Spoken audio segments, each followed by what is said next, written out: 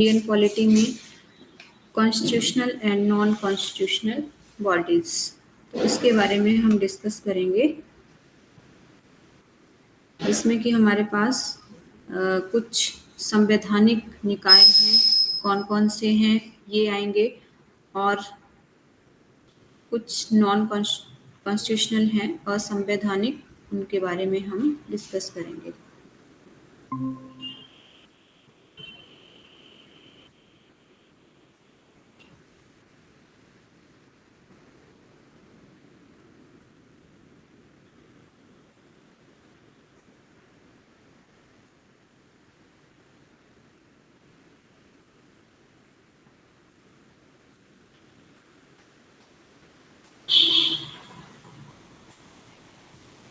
सबसे पहले हमारे पास यहाँ पे आते हैं कॉन्स्टिट्यूशनल बॉडीज।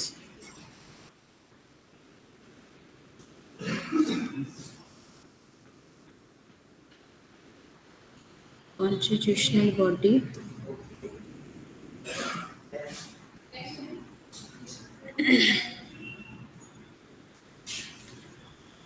कॉन्स्टिट्यूशनल बॉडीज में क्या बताया गया है कि जिन भी कॉन्स्टिट्यूशनल बॉडीज या कमीशंस हैं, इनकी जो अपॉइंटमेंट है वो हमारे पास कॉन्स्टिट्यूशन के अकॉर्डिंग हुई है। कॉन्स्टिट्यूशनल जो आर्टिकल्स हैं, पार्ट हैं, उनके अकॉर्डिंग हुई है, तो वो हमारे पास कॉन्स्टिट्यूशनल बॉडीज हैं। सबसे पहले तो ये बात ध्यान रखनी है कि जो अंडर कॉन्स्टिट्यूशन है, जिनका उल्लेख, जिनका प्रोविज़न हमारे कॉन्स्टिट्यूशन में आता है, तो वो कॉन्स्टिट्यूशनल बॉडीज़ हैं। डायरेक्ट जो है वो उनको संविधान से पावर जो है वो मिल रही है, वो कॉन्स्टिट्यूशनल बॉडीज़ हैं। तो सबसे पहले इसमें जो हमारे पास आएगी ये है इलेक्शन कमीशन।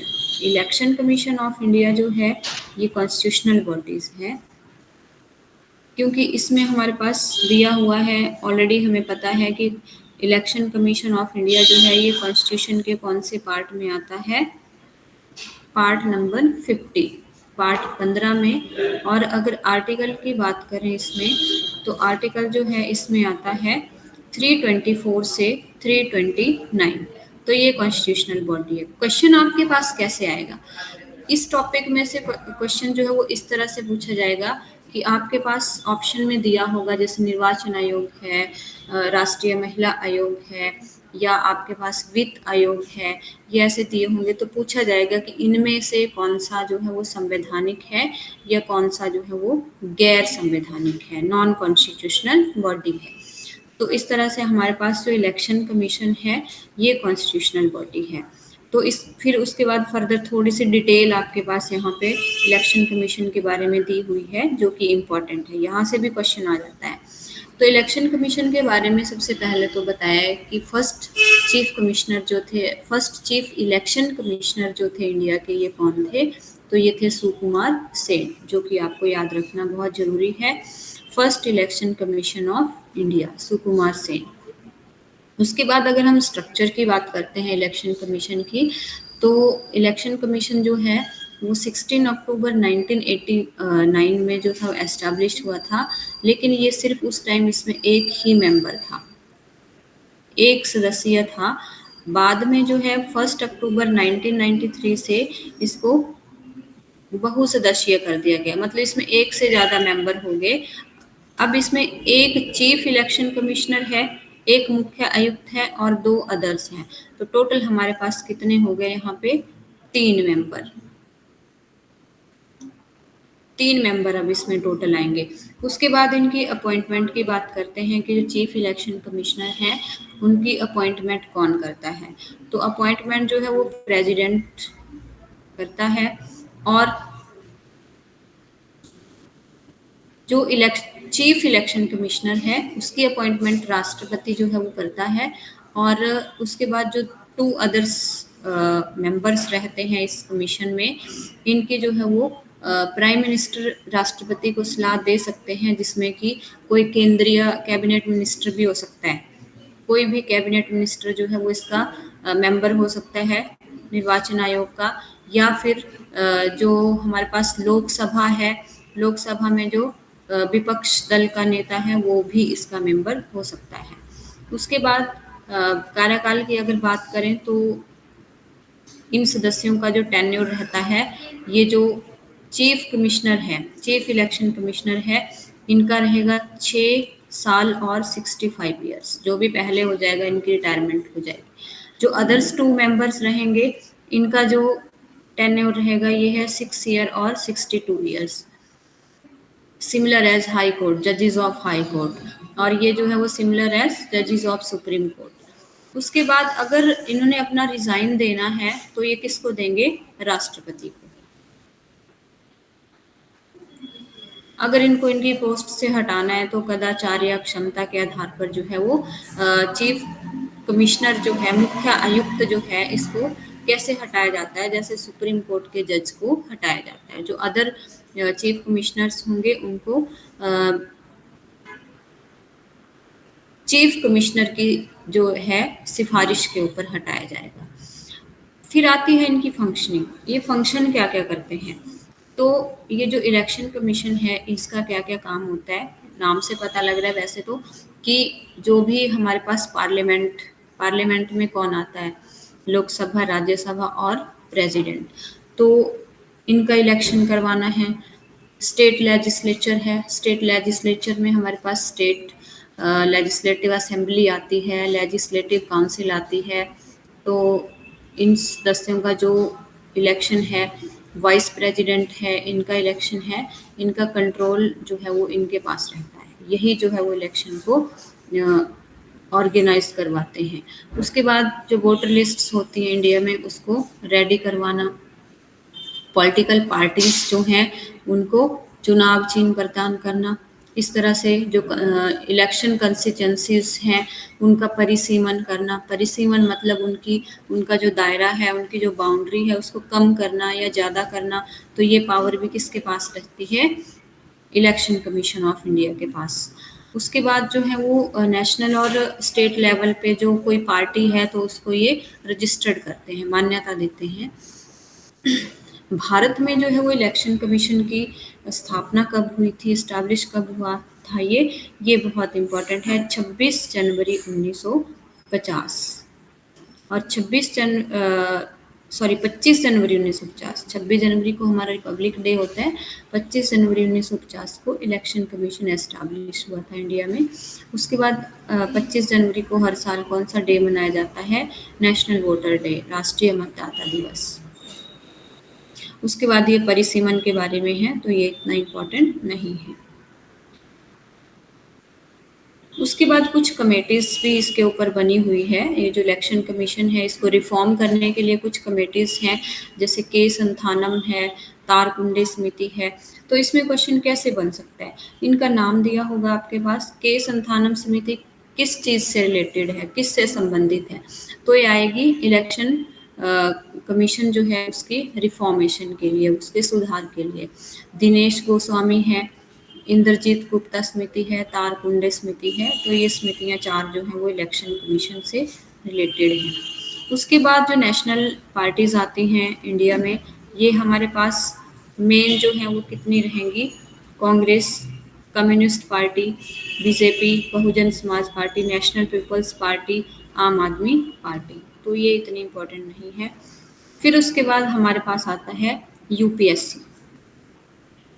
ये जो यूपीएससी है,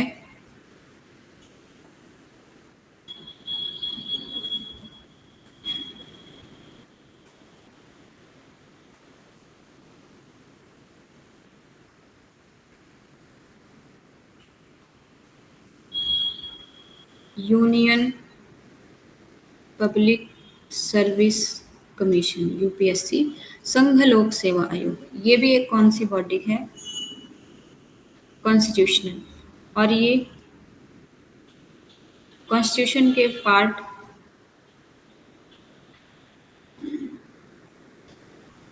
कौन से पार्ट में आती है? 14 पार्ट में, भाग 14 में। और इसमें हमारे पास आर्टिकल रहेगा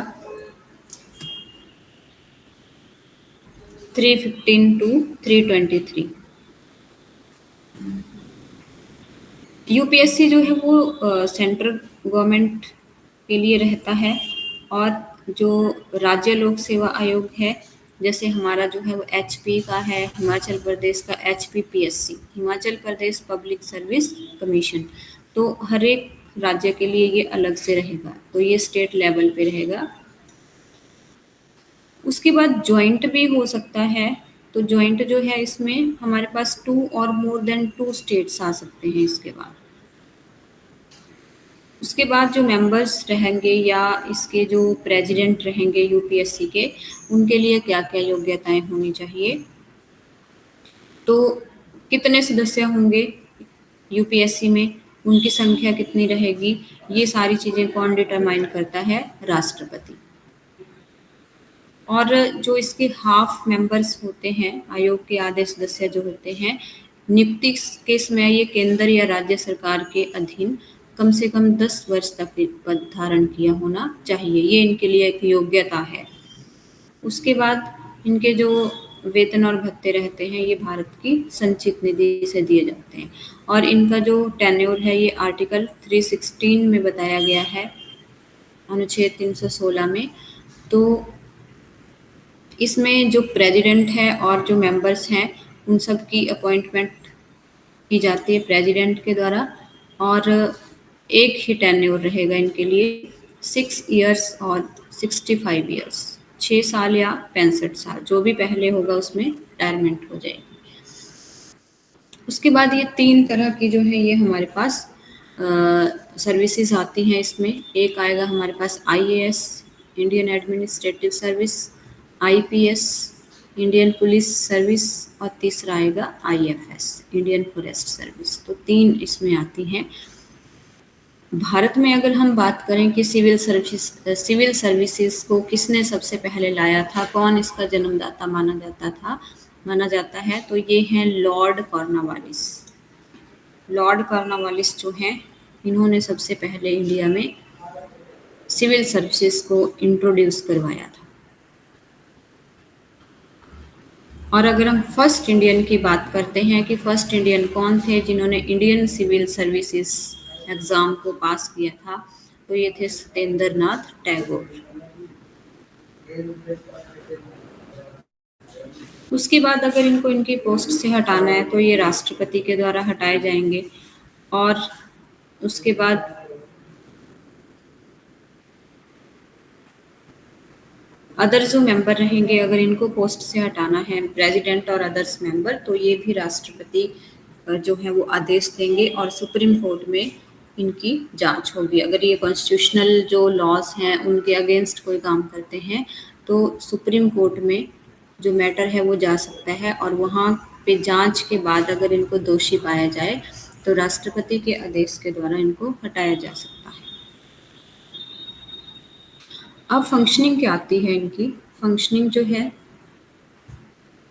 ये फंक्शनिंग जो है इसका प्रोविज़न किया गया है आर्टिकल 320 में, 320 में। तो ये जो यूपीएससी जो है, इसकी नियुक्ति के लिए ये एग्ज़ाम वगैरह जो है वो कंडक्ट करवाते हैं। ये इनका मेन फंक्शन रहेगा। और लोक सेवा आयोग जो है, यूपीएससी है, ये कब एस्टैब्लिश हुआ था? 1926 में। ली आयोग जो था, एक ली कमीशन बना था जिसकी रिकमेंडेशन पे इसको एस्टैब्लिश किया गया। तो ये हमारे पास यूपीएससी है जो कि कॉन्स्टिट्यूशनल बॉडी है। उसके बाद आता है हमारे पास राज्य लोक सेवा आयोग।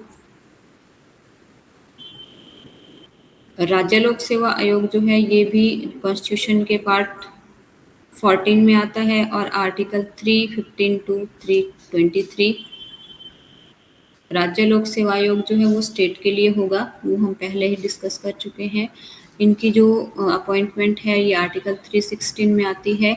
और राज्य लोक सेवा आयोग में भी एक अध्यक्ष रहेगा और मेंबर्स रहेंगे। और इनकी जो अपॉइंटमेंट है वो किसके द्वारा की जाएगी? गवर्नर के द्वारा। ये यहाँ पे चेंज रहेगा, स्टेट लेवल पे गवर्नर करेगा और यूपीएससी लेवल पे प्रेसिडेंट करेंगे। तो टेन्योर जो है वो इनका रहेगा 6 ईयर और 62 ईयर, जो भी पहले हो जाता है उनकी रिटायरमेंट हो जाएगी। इनको इनकी पोस्ट से हटाना है तो आर्टिकल 317 में इसका प्रोविज़न किया गया है।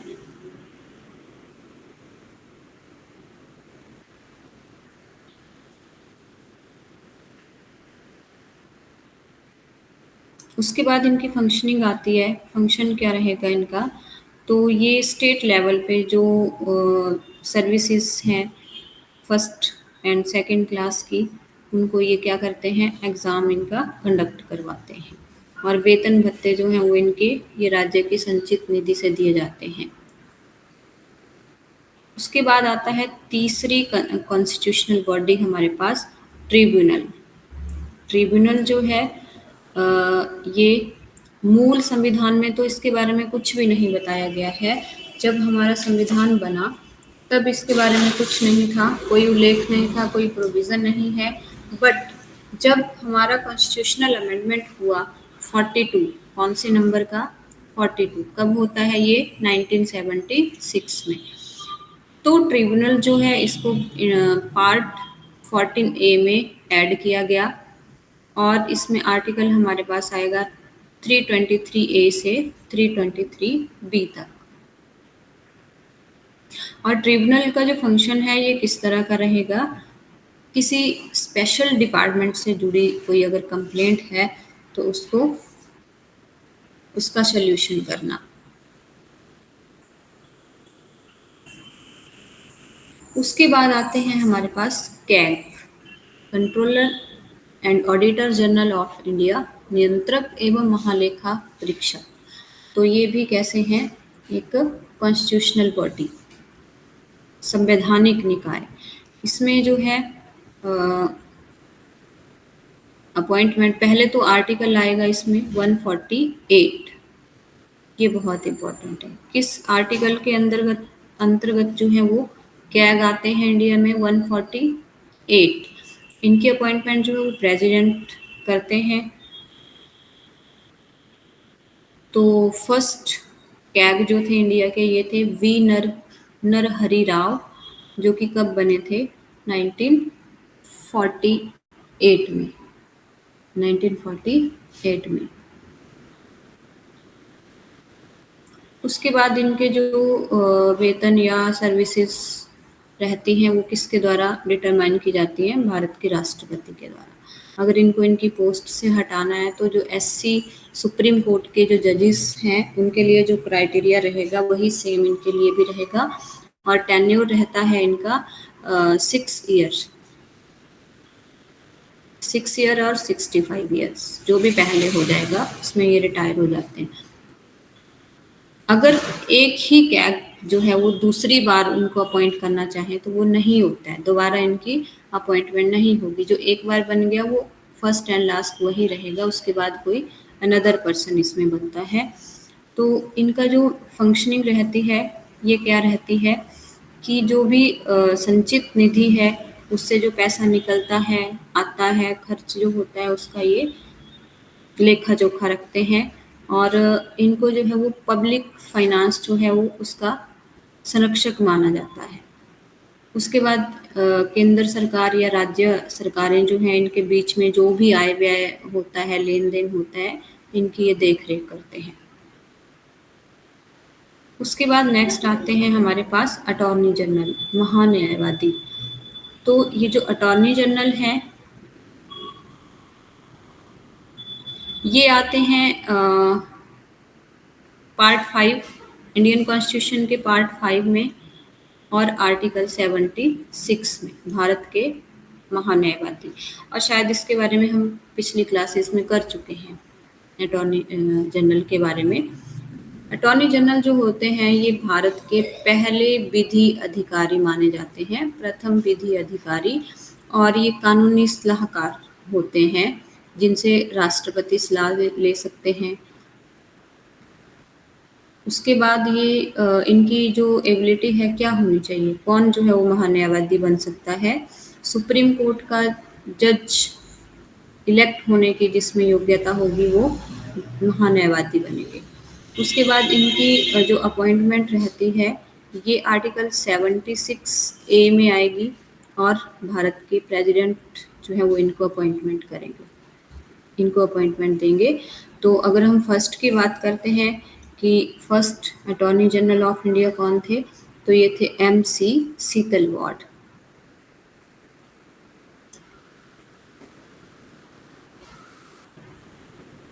और यहाँ पे इम्पोर्टेंट दिया हुआ है कि ये जो अटॉर्नी जनरल ऑफ इंडिया होते हैं, ये पार्लियामेंट जो अगर चल रही है, सदन की कार्यवाही चल रही है, तो उसमें ये भाग ले सकते हैं, बट उसमें इनको वोट देने का राइट नहीं रहेगा।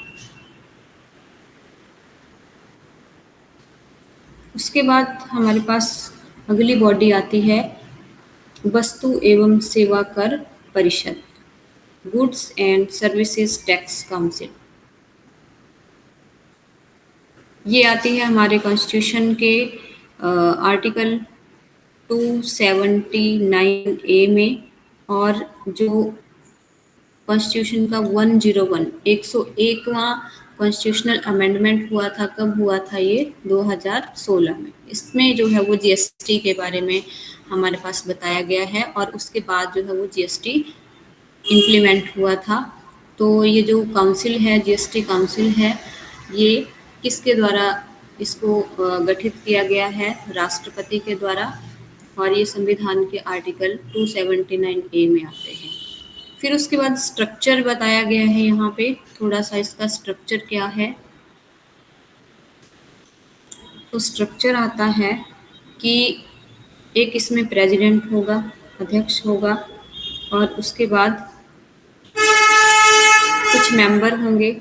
तो जो अध्यक्ष हैं इसके, वो केंद्रीय वित्त मंत्री रहेंगे। जो हमारे केंद्रीय वित्त मंत्री हैं, हमारे केंद्रीय वित्त मंत्री कौन है? निर्मला सीतारमण। तो ये अध्यक्ष होते हैं GST काउंसिल के। उसके बाद कुछ केंद्रीय राज्य मंत्री भी इसमें मेंबर रहेंगे, और जो स्टेट राज्यों के जो वित्त या राज्य सरकार के द्वारा कोई भी नॉमिनेट जो मिनिस्टर होगा, उसमें से कोई एक इसमें रहेगा। उसके बाद हमारे पास आता है नेशनल शेड्यूल कास्ट कमीशन, राष्ट्रीय अनुसूचित जाति आयोग।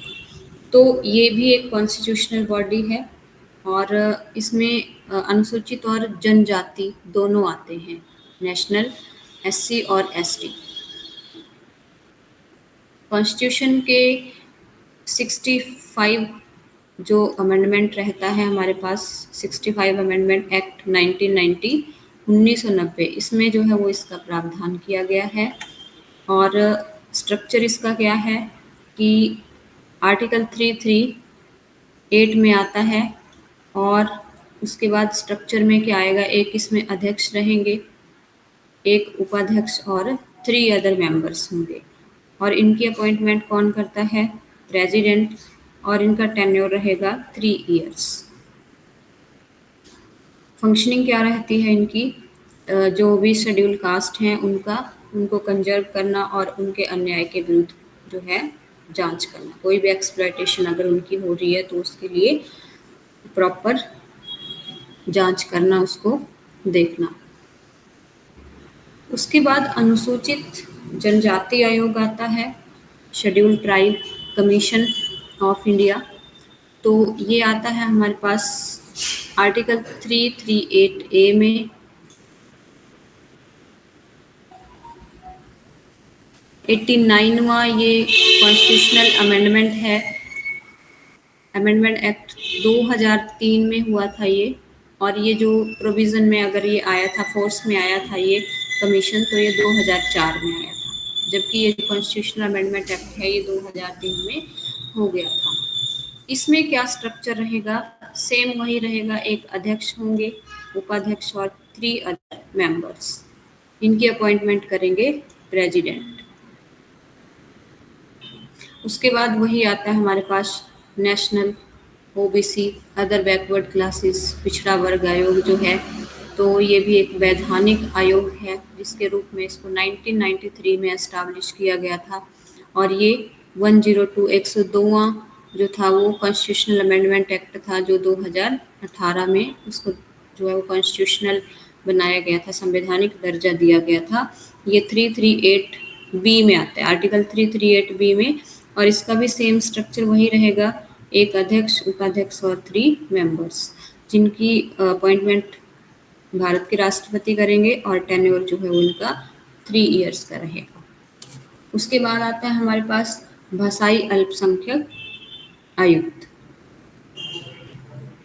लैंग्वेज बेस्ड मतलब लैंग्वेज माइनॉरिटीज।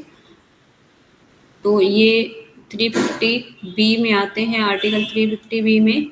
और कॉन्स्टिट्यूशनल अमेंडमेंट कौन सा है? 7वां, 1956 में हुआ था ये।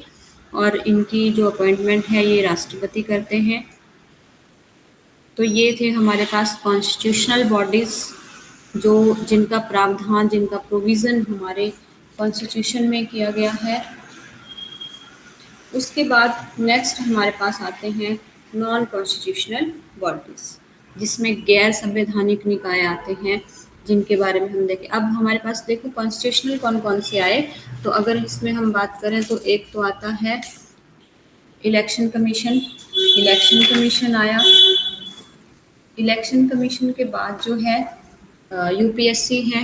यूपीएससी में हमारे पास स्टेट लेवल और यूनियन लेवल दोनों के आ गए। उसके बाद आता है ट्रिब्यूनल, जीएसटी काउंसिल।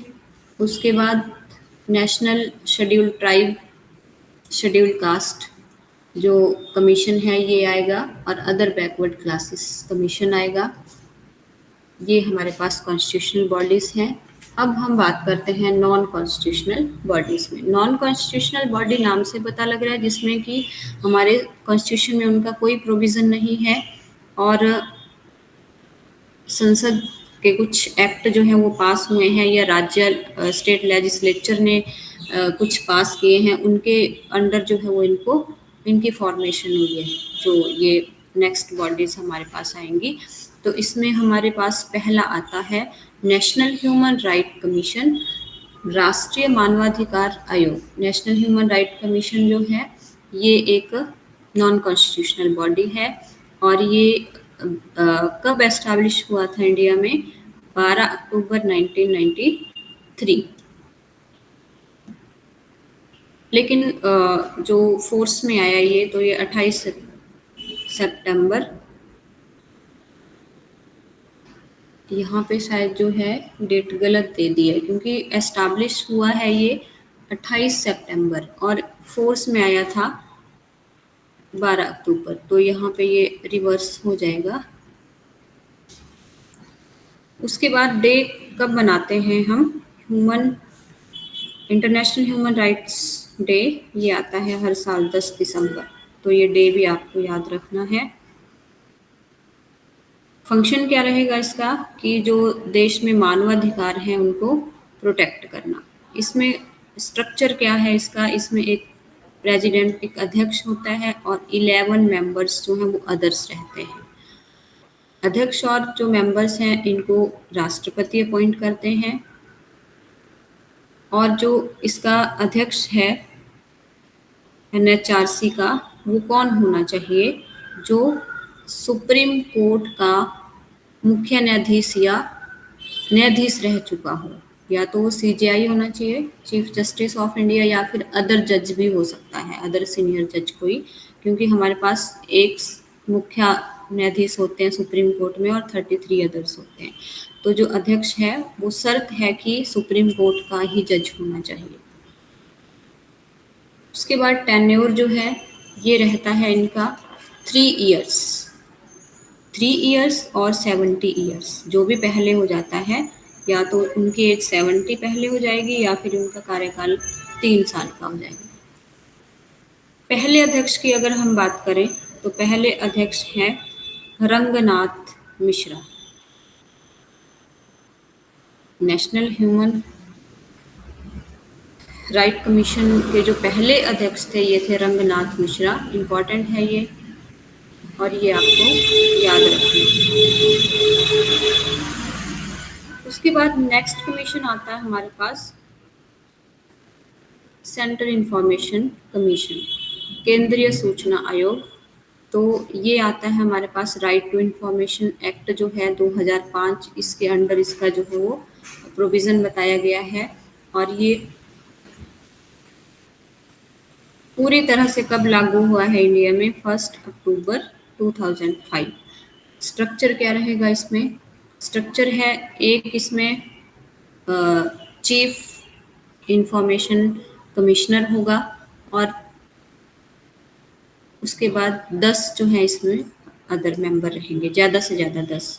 अपॉइंटमेंट वही राष्ट्रपति करेंगे इनकी, और जो टेन्योर है ये यूनियन गवर्नमेंट डिटरमाइन करती है। तो ये फ्लेक्सिबल रहता है, यहाँ पे कोई निश्चित नहीं दिया है कि 3 साल रहेगा या 5 साल या 6 साल, कुछ नहीं। उसके बाद आता है हमारे पास सीबीसी, केंद्रीय सतर्कता आयोग। ये एस्टैब्लिश हुआ था 1964 में, के संथानम समिति जो थी इनकी रिकमेंडेशन पे। और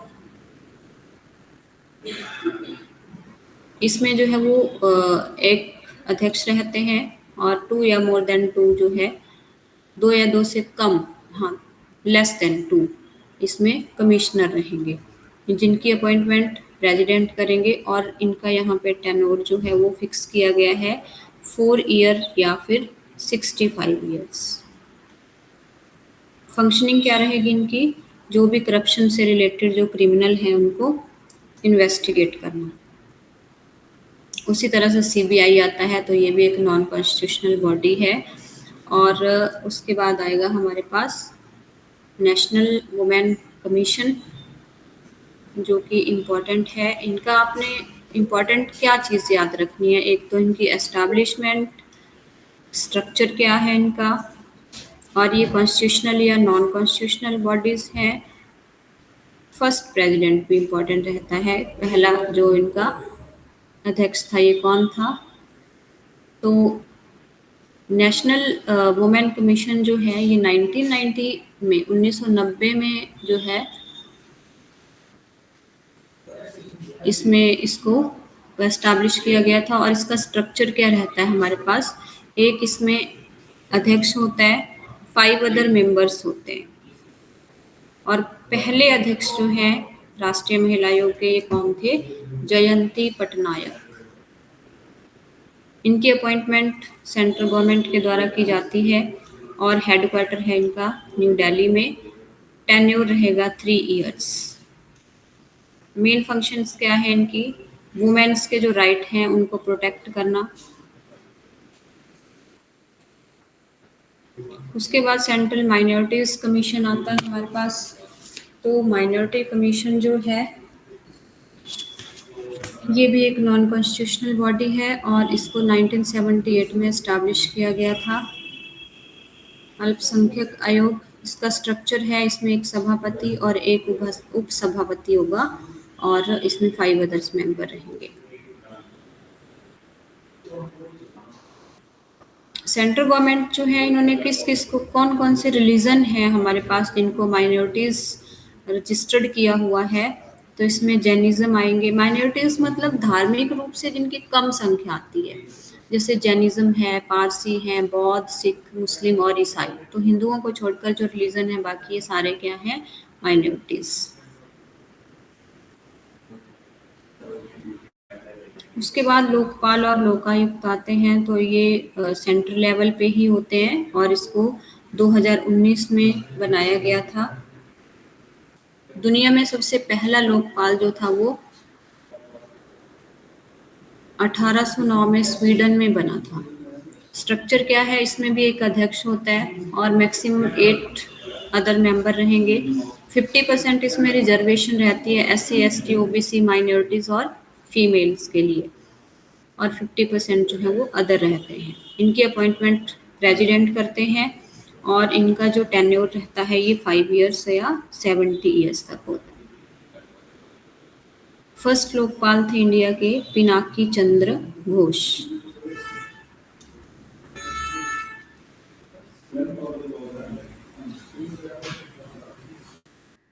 बस ये जो है हमारे पास बॉडीज़ थी ये आपने याद रखनी है। ये इम्पोर्टेंट कॉन्स्टिट्यूशनल और नॉन कॉन्स्टिट्यूशनल बॉडीज़ हमने डिस्कस की। आई होप ये आपको समझ आए होंगे।